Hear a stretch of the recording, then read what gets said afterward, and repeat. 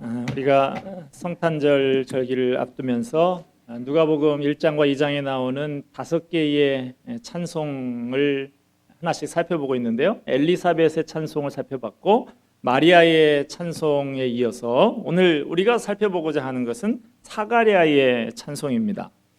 일명 베네딕투스라고 불려지는 찬송인데 사가랴의 찬송에 나오는 첫 단어가 라틴어로 베네딕투스에 그 뜻은 68절에 있는 바와 같이 찬송하리로다 라고 하는 뜻입니다.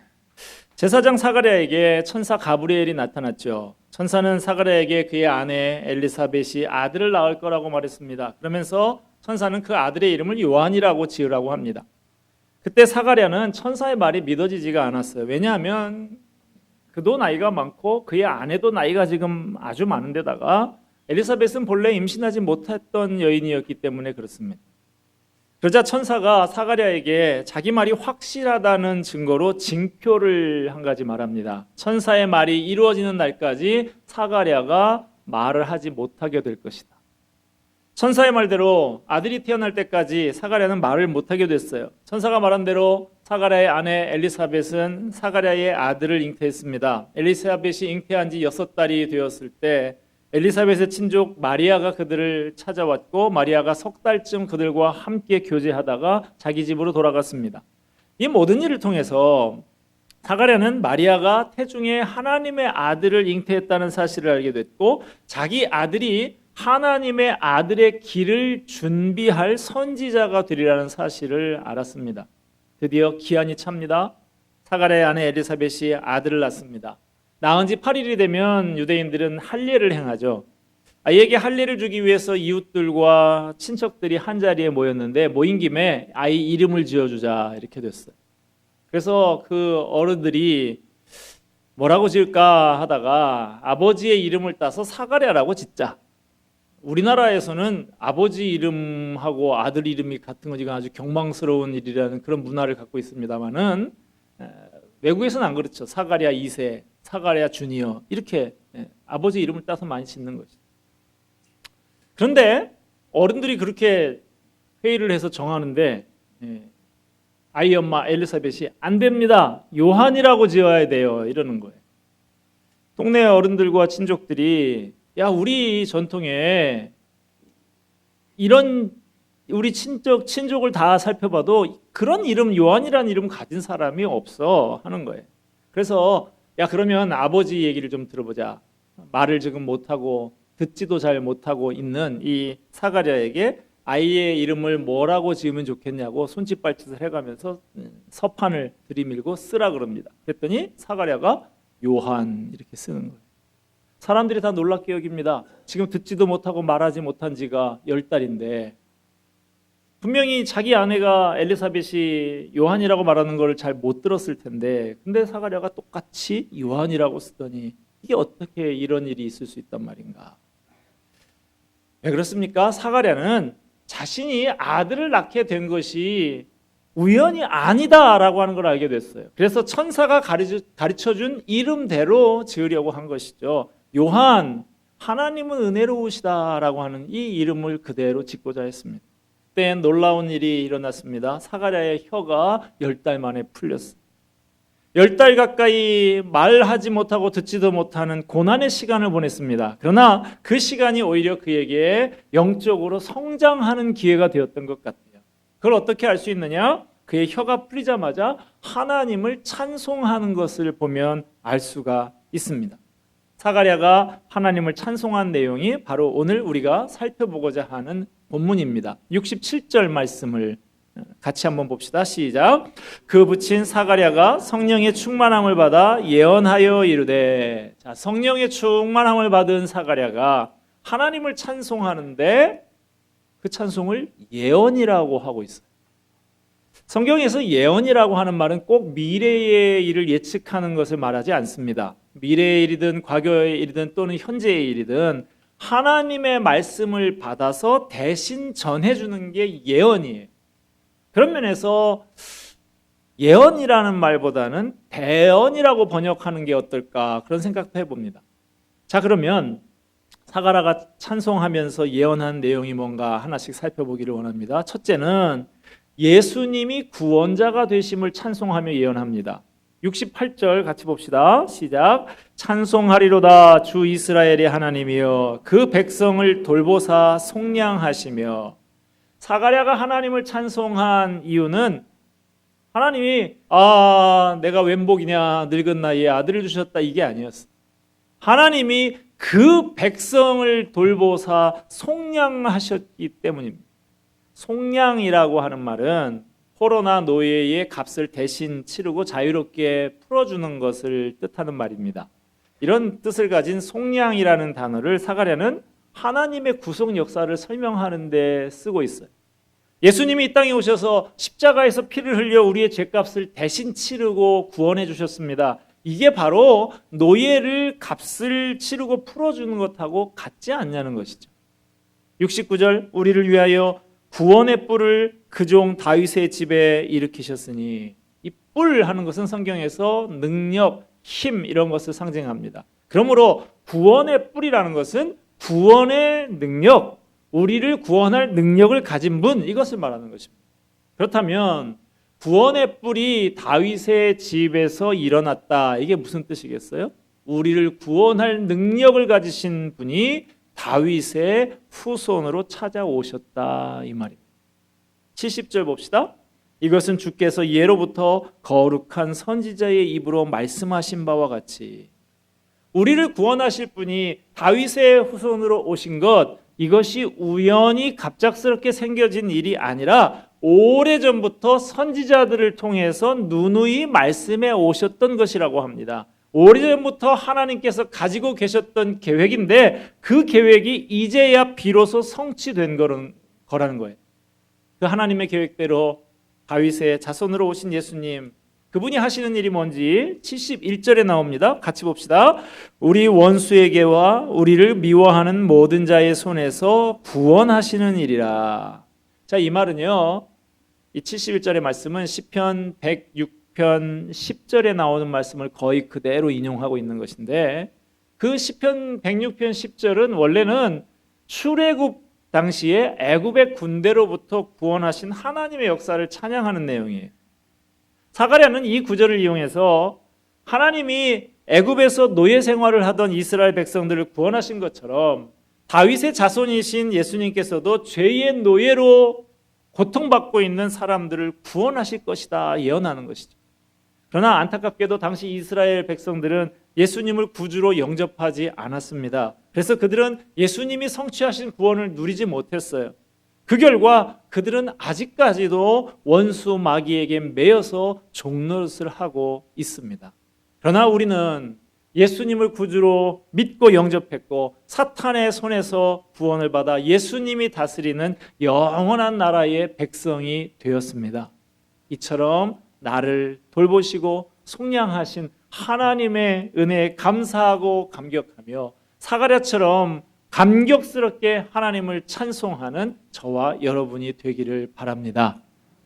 자, 우리는 사가랴가 찬송하면서 예언한 내용이 뭔가 하는 걸 살펴보고 있는데요. 둘째는 거룩한 언약을 성취하신 하나님을 찬송하며 예언하고 있습니다. 72절, 73절 두 절 읽겠습니다. 시작. 우리 조상을 긍휼히 여기시며 그 거룩한 언약을 기억하셨으니 곧 우리 조상 아브라함에게 하신 맹세라. 다시 말씀드리지만 사가랴는 예수님이 오신 것은 우연히 충동적으로 오신 것이 아니라 하나님이 거룩한 언약을 기억하셨기 때문이라고 말합니다. 그 하나님의 약속, 이것이 얼마나 확실한 약속인지 본문 73절에 맹세라는 말을 쓰고 있어요. 창세기 15장에 보면요, 하나님이 아브라함과 언약을 맺으시면서 짐승을 잡아가지고 피가 철철 흐르는 것을 양쪽에다가 이렇게 놓습니다. 그리고 그 사이로 하나님이 친히 지나가시는 장면이 나와요. 이런 행동, 짐승을 반으로 쪼개가지고 피가 철철 흐르는 것을 놓고 그 사이로 지나가는 행동은 고대 사회에서 언약을 맺을 때 언약 당사자 간에 생명을 놓고 맹세하는 행동이에요.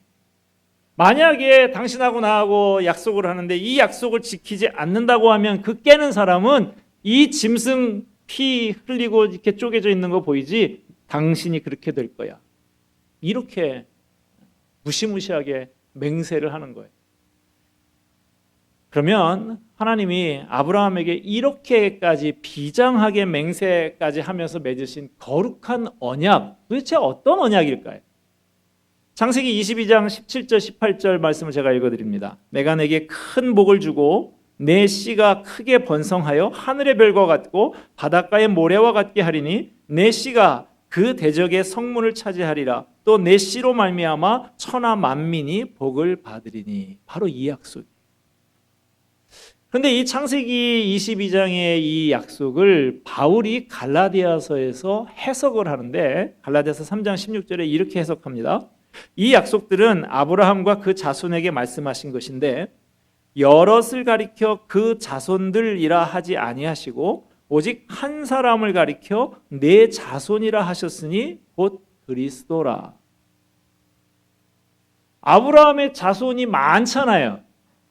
이삭도 있고 야곱도 있고 줄줄이 아브라함의 자손이 어마어마하게 많은데 하나님이 내 씨, 내 자손이라고 할 때 복수 명사를 쓰지 않고 자손들이라고 하지 않고 씨들이라고 하지 않고 내 씨라고 하는 단수 명사를 쓴 것은 이삭, 야곱 이런 애들을 말하는 게 아니다. 바로 아브라함의 후손으로 오실 단 오직 한 분의 구원자이신 예수님을 말하는 거야. 다윗이 그렇게 해석을 하고 있어.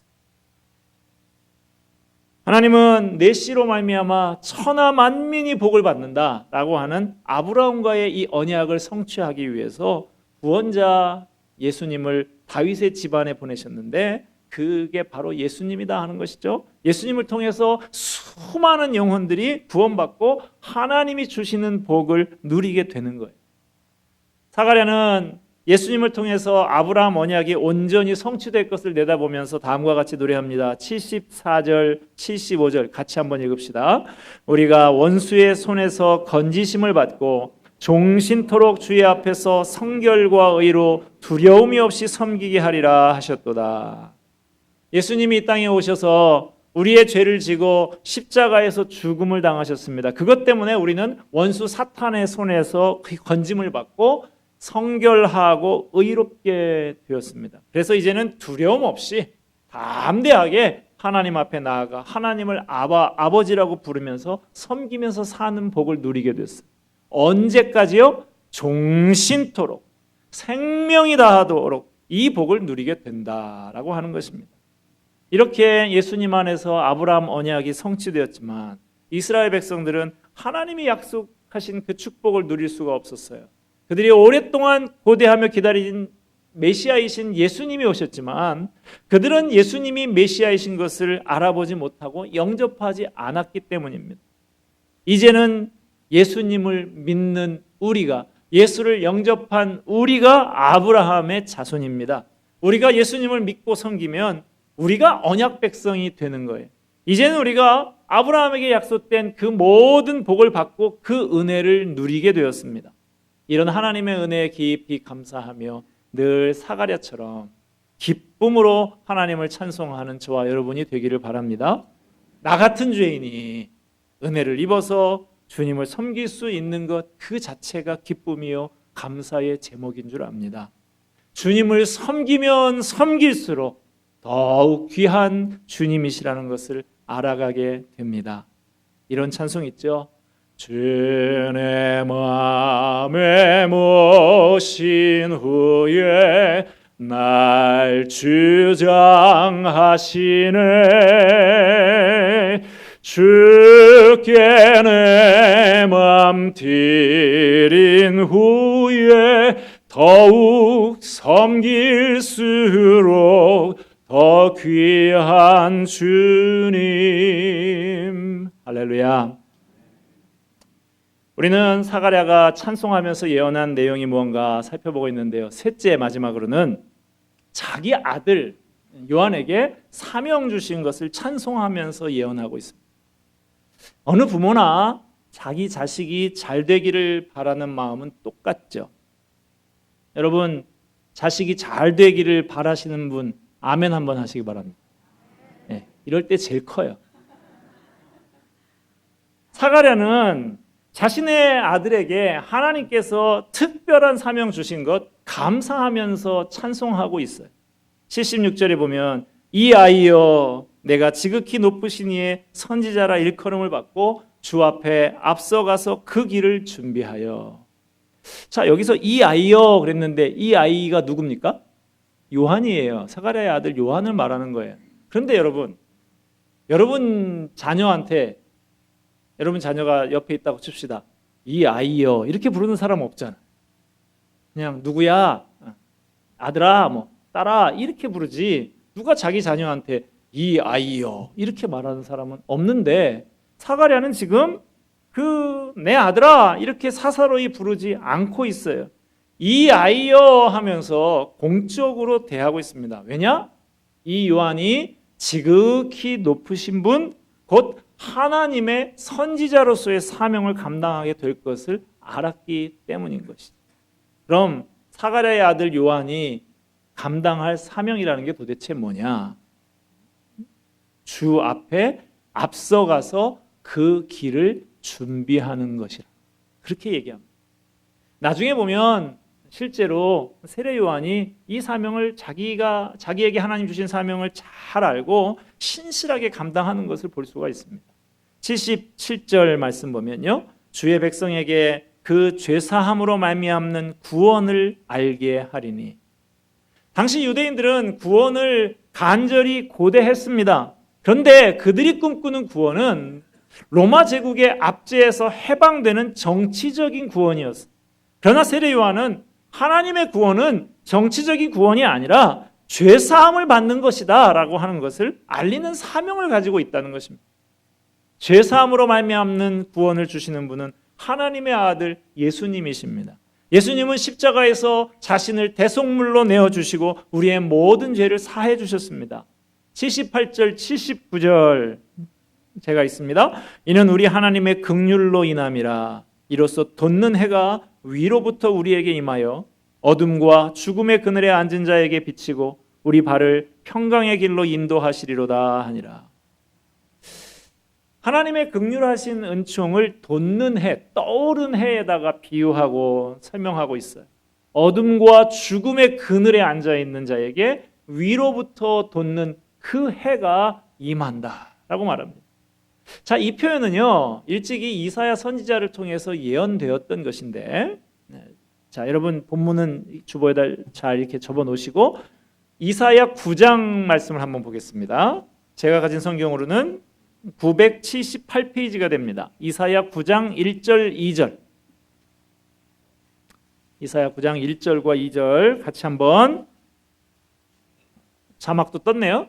같이 한번 읽을까요? 시작. 전에 고통받던 자들에게는 흑암이 없으리로다. 옛적에는 여호와께서 스불론 땅과 납달리 땅이 멸시를 당하게 하셨더니 후에는 해변길과 요단 저쪽 이방의 갈릴리를 영화롭게 하셨느니라. 2절. 흑암에 행하던 백성이 큰 빛을 보고 사망의 그늘질 땅에 거두하던 자에게 빛이 비치도다. 이사야가 예수님 오시기 700년 전쯤에 이걸 지금 예수님의 오심을 예언하는 구절이에요. 지금 사가랴가 이 이사야의 예언을 인용하면서 하나님을 찬양하고 있어요. 자, 그런데 그 예언하는 지역이 어디입니까? 스불론 땅과 납달리 땅. 12지파가 땅을 분배를 받았는데 스불론하고 납달리는 갈릴리 지역의 땅을 분배를 받습니다. 그 땅이 멸시를 당했다. 그 뒤에 보면 이방의 갈릴리라고까지, 이방인들이요 그렇게 이곳을 많이 침탈을 했어요. 거기 보면 그 1절 보면 후에는 해변길과 그러잖아요. 이거 인터내셔널 코스탈 하이웨이라고 하는 국제 해변길이 있습니다. 저 북아프리카에 있는 이집트가 강성해지면 세력을 확장할 때 지중해변에 있는 국제 해변길을 따라서, 여기 말하는 이 해변길이에요. 이 해변길을 따라서 갈릴리를 먼저 침공하고 그 여력을 받아가지고 저 바벨론 지역까지, 지금의 중동 지역까지 그렇게 확장하는 거예요. 반대로 이 티그리스강, 유프라테스강 근처에 있는 그쪽의 지역의 나라들이 세력을 확장해서 저 북아프리카 지역까지 갈 때는 또 어디로 가냐면 이 해변길을 따라서 국제 해변길을 따라 있는 갈릴리 지역을 먼저 침탈을 해요. 그 곡창지대에 양식 다 뺏어가지고 병참 기지로 삼아서 또 이집트까지 공격을 하는 거예요. 그러니까 이 갈릴리 지역, 그래서 사망의 그늘과 같아요. 늘 이 사람들은 농사를 지어봐야 이걸 우리가 먹는다는 소망이 없어요. 또 뺏어가겠지. 이번에 이집트가 뺏어갈까? 이번엔 바벨론이 뺏어갈까? 늘 얼굴에 그늘이 져 있고 늘 그렇게 이방의 갈릴리, 이방인들이 그냥 마음껏 찝쩍거리는 그런 갈릴리, 거기에 빛이 비친다라고 이사야가 이야기를 하고 있습니다. 사망의 그늘에 거주하던 자에게 빛이 비칠 것이다. 자, 이것을 큰 빛이 비친다고 말하는데 그게 바로 예수님이라는 것이죠. 예수님은 세상의 빛으로 이 땅에 오셨습니다. 예수님은 구원의 빛입니다. 빛 대신 예수님은 어둠과 죽음의 그늘에 앉은 자에게 생명의 빛을 환하게 비춰주셨습니다. 우리 발을 평강의 길로 인도하시리로다. 세상의 풍요가 우리의 삶에 편리함을 줄 수 있을지는 몰라도 평강을 줄 수는 없습니다.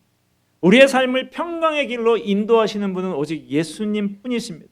예수님은 평강의 왕으로 오셔서 우리를 평강의 길로 인도하십니다. 예수님 안에만 참 평강이 있습니다. 예수의 빛을 받고 죄사함을 받으면 그 마음에 평강이 찾아옵니다. 사가랴는 하나님이 자신의 아들에게 이렇게 구원자 예수님의 길을 준비하는 특별한 사명 주신 것 감사하면서 찬송하고 있어요. 여러분, 만약에 여러분 자녀가 목사나 선교사가 되고 싶어요. 그러면 여러분은 어떻게 반응하시겠어요? 아유, 어쩌면 그렇게 기특하니 감사하고 찬송하고 잘했다 하시겠어요? 네가 꼭 그걸 해야 되겠니? 한번 말리시겠어요?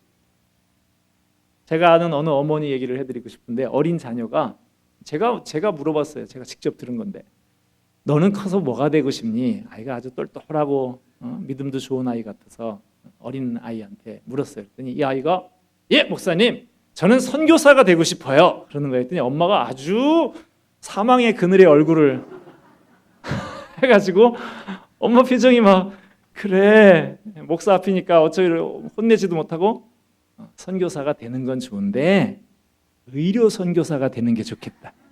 그러려면 먼저 의사가 돼야 되는데 공부 열심히 해야 돼. 알았지? 이렇게 얘기를 하고. 여러분, 사가랴는 자기 아들이 의료 선지자 돼가지고 좋아한 거 아니에요. 그러지 않아도 주님의 길을 예비하는 그 험한 길을 갔지만 그래도 감사하고 찬송했습니다. 하나님 나라를 전파하는 것보다 더 귀한 사명은 이 세상에 없다는 것을 알았기 때문에 그래요. 주님 주신 사명 참으로 귀한 것입니다. 이 세상 무엇과도 바꿀 수 없는 것이 바로 사명입니다. 이 부분에 약간의 오해가 있어요. 이게 뭐냐 하면 목사와 선교사만 사명자라고 생각하는 거예요. 어제 지난 여름에 우리가 단기 선교를 갔던 김종명 선교사님한테 카톡으로 그냥 사진이 많이 왔어요. 크리스마스 잔치하더라고. 그 필리핀의 무슬림 유치원에서 지난 여름에 우리가 옷을 많이 갖다 드렸거든. 어린이 아동복을. 그걸 그때 안 풀고 크리스마스 때 줘야 된다고 그거를 그냥 쟁여놓고 있다가 이제 크리스마스 잔치에 옷을 애들 막 예쁜 옷이 많아요. 막 드레시한 거 있는데 그걸 가지고 그 부모들이 다 구름같이 와가지고 애들한테 옷 입혀가지고 사진 찍고 그러면서 선교사님이 저한테 보냈어요. 우리 아이들이 너무너무 행복해했습니다. 감사합니다. 그렇게 해서 미력 하나마 도움이 되었다면 저도 참 감사하네요. 그렇게 했는데 그분 의료 선교사잖아요, 여러분. 돈 꽤나 잘 벌던 우리나라에서 임플란트 6번째로 했다는 그 내놓으라 하는 돈을 막 아내한테 내가 당신한테 50억쯤은 벌어줄 수 있을 것 같아. 그렇게 말했던 분이 선교사로 나갔는데 지금 생 고생을 하고 있어요. 필리핀 땅에서. 의료 선교사라고 그렇게 뭐 편한 건 아니에요, 여러분. 여러분 어떻습니까? 목사만 선교사만 사명자라고 생각하는 오해를 가지고 있는데 여러분은 어떻게 생각하세요? 아닙니다, 여러분. 여러분도 사명자입니다. 따라서 한번 하십시다. 나도 사명자다. 목사나 선교사는 교회 선교지에서 하나님의 나라를 전하는 사명을 받은 거고요. 여러분은 여러분 각자의 삶의 현장에서 복음을 전하는 사명 받은 것이 여러분인 것이죠. 그러니까 목사나 선교사나 여러분이나 우리 다 같이 하나님 앞에 사명자라는 거 잊으면 안 된다는 거예요. 지금까지 우리는 사가랴가 찬송하고 예언한 내용을 살펴봤습니다. 사가랴는 첫째, 예수님이 구원자가 되신 것을 감사하고 찬송하고 예언했습니다. 둘째, 거룩한 언약을 성취하신 하나님을 찬송하면서 예언했습니다. 셋째는 자기 아들에게 사명 주신 것 찬송하면서 예언을 했습니다. 성탄의 계절을 보내고 있는 이때에 온갖 헛되고 분주한 것들, 그런 생각들 다 내려놓고 주님께서 이 땅에 오신 의미를 되새기는 시간이 되기를 바랍니다. 우리도 사가랴처럼 나를 구원하신 하나님의 은혜에 감격해서 찬송하는 우리가 되기를 바랍니다. 이 구원의 기쁜 소식을 전하는 사명 주신 것도 감사하며 찬송하는 저와 여러분이 되기를 바랍니다. 기도하겠습니다.